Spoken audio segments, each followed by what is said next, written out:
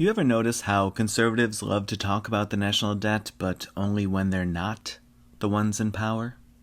Right now, the U.S. national debt is over $36 trillion. That's a huge number. But here's what nobody tells you. During Donald Trump's first term as president, the national debt increased by $7.8 trillion. Let that sink in.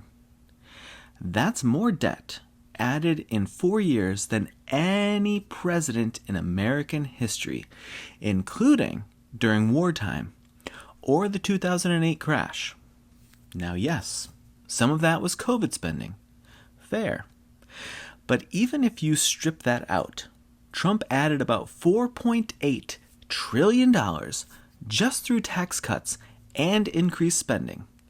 His 2017 tax cuts alone added $1.9 trillion to the deficit.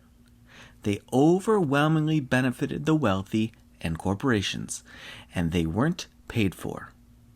And now, Trump's back, and Republicans are pushing what he calls the One Big Beautiful Bill. You know what it'll do?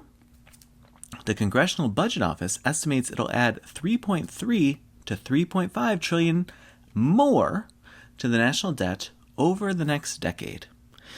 That's nearly $11.3 trillion in total debt tied directly to Trump across 2 presidencies.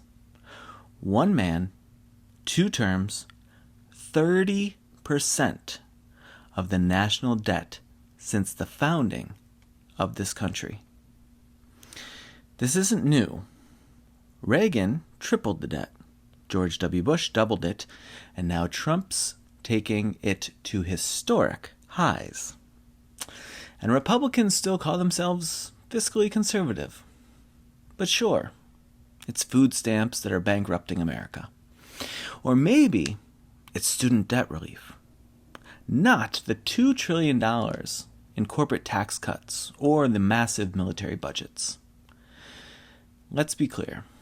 If Democrats had added $11 trillion in debt in 8 years, Republicans would be screaming about socialism and collapse. Suddenly, it's the cost of freedom or some nonsense like that. So if you're still buying the idea that the GOP is the party of fiscal responsibility, you're not looking at the numbers. You're looking at the branding. Fiscal responsibility isn't about slogans.